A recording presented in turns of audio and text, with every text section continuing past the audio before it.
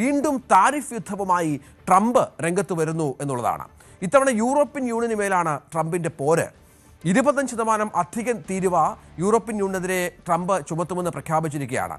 യൂറോപ്പിൽ നിന്ന് US-ലേക്ക് ഇറക്കുമതി ചെയ്യുന്ന കാറുകൾക്കും ട്രക്കുകൾക്കുമാണ് ഈ ട്രംപിൻ്റെ ഈ പുതിയ ഭീഷണി വന്നിരിക്കുന്നത്.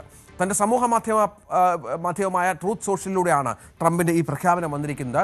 അടുത്ത ആഴ്ച മുതൽ പുതിയ തീരുവ പ്രാബല്യത്തിൽ വരുത്തുമെന്നാണ് പറയുന്നത്.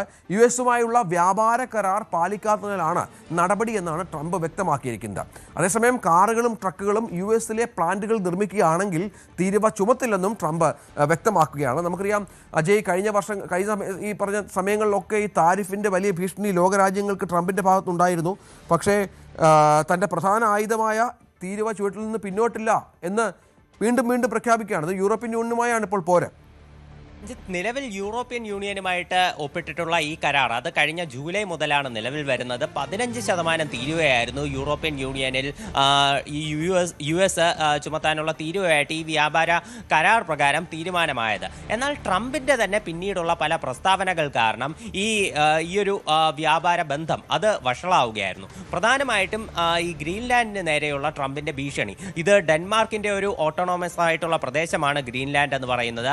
ഈ ഗ്രീൻലാൻഡ് പിടിച്ചടക്കുമെന്നുള്ള ട്രംപിന്റെ നിരന്തരമായിട്ടുള്ള ഭീഷണി ഇത് യൂറോപ്യൻ യൂണിയനുമായിട്ടുള്ള US-ന്റെ ബന്ധം വഷളാക്കാൻ ഇടയാക്കിയിരുന്നു. അപ്പോൾ ഈ ഒരു കാരണം കൊണ്ട് തന്നെ കഴിഞ്ഞ ജനുവരിയിൽ യൂറോപ്യൻ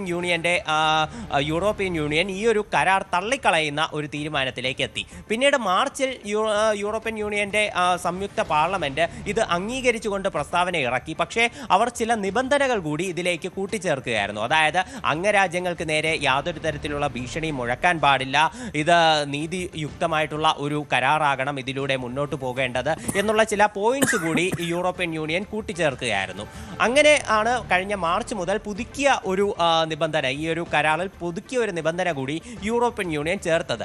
ഇതിലാണ് ട്രംപ് നിലവിൽ അസ്വസ്ഥനായിരിക്കുന്നത്. അങ്ങനെയാണ് നിലവിൽ യൂറോപ്യൻ യൂണിയൻ അമേരിക്കയുമായി ഒപ്പിട്ടിട്ടുള്ള ഈ കരാറിൽ ലംഘനം നടത്തിയെന്ന് ആരോപിച്ചുകൊണ്ട് ട്രംപ് നിലവിൽ 25% അധിക തീരുവ ചുമത്തിയിരിക്കുന്നത്. ഇത് ഇപ്പോൾ നിലവിൽ ബാധകമാവുക യൂറോപ്പിൽ നിന്ന് US-ലേക്ക് ഇറക്കുമതി ചെയ്യുന്ന കാറുകൾക്കും ട്രക്കുകൾക്കുമാണ്. എന്നാൽ ട്രംപ് തന്നെ ഇവിടെ കൂട്ടിച്ചേർക്കുന്നത് US-ലെ പ്ലാന്റുകളിൽ ഇതേ കാറുകളും ട്രക്കുകളും നിർമ്മിക്കുകയാണെങ്കിൽ യൂറോപ്യൻ യൂണിയന് ഈ തീരുവ ബാധകമാകില്ല.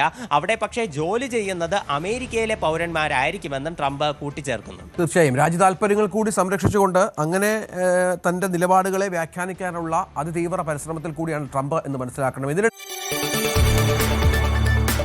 കൂടുതൽ വാർത്തകൾക്ക് News 18 Keralam YouTube channel subscribe ചെയ്യുക.